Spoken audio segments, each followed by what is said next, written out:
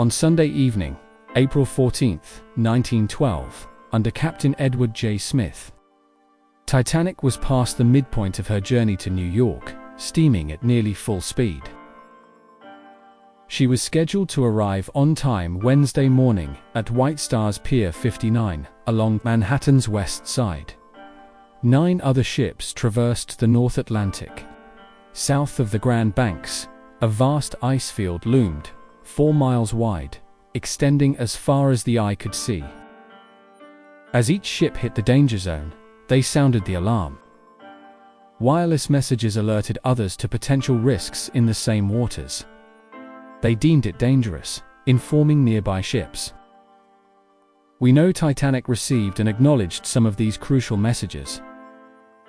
These Marconi messages, detailing ice locations and iceberg dangers, should have been taken seriously. From flows of frozen seawater to piano-sized growlers, up to very large icebergs, over 200 meters. Hitting an iceberg could rip a ship apart. Lord Mersey's journal highlighted 2 specific warnings Titanic received: icebergs, growlers, flows. Lord Mersey's notes showed images Titanic would have passed, warnings that things were getting bad, demanding pause. He scribbled falling temperatures indicated ice.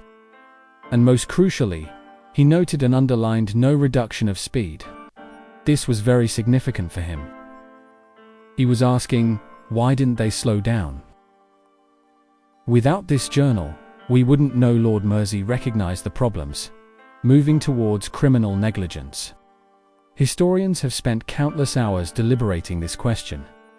Why didn't Captain Smith slow down? One theory centers around the behavior of one of Titanic's most influential passengers, J. Bruce Ismay. Ismay, chair of the White Star Line, aimed to run and grow it into the 20th century. On White Star's Pride and Joy, Ismay reigned supreme, hobnobbing with wealthy passengers and keeping tabs on Captain Smith. Ismay was on deck around 2 p.m. when Titanic received an ice warning from the Baltic, another White Star ship.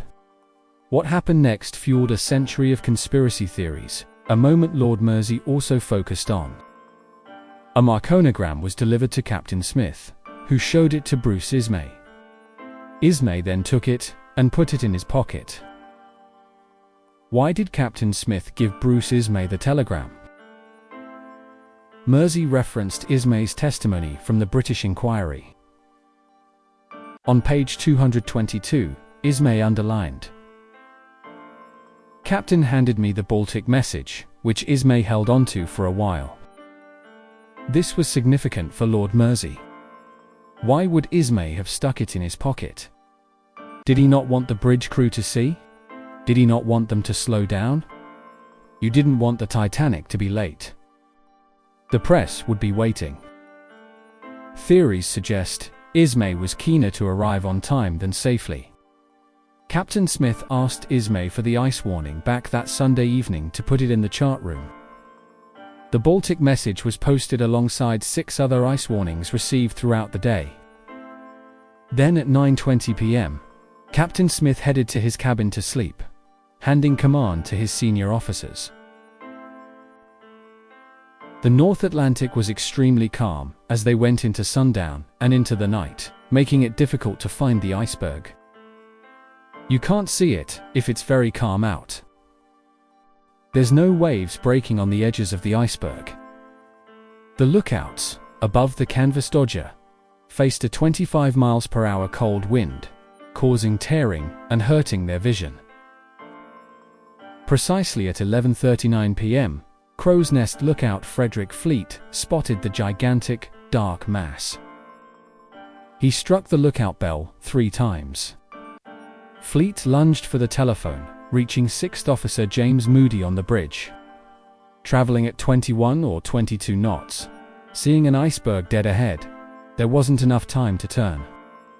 It was already too late. First Officer William McMaster Murdoch had less than 45 seconds to determine the fate of thousands. He says, Hard ape signals the engine room. Ring, ring.